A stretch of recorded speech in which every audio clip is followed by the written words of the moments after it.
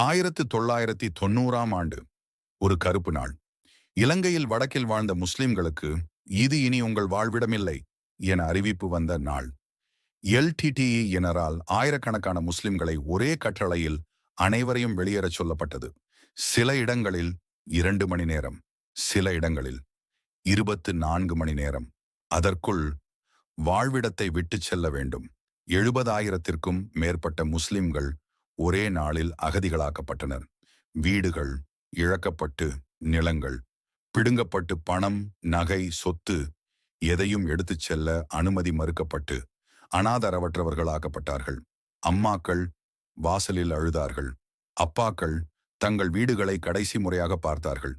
குழந்தைகள் நாம் எங்கே போகிறோம் என்று கேட்டனர். பதில் இல்லை.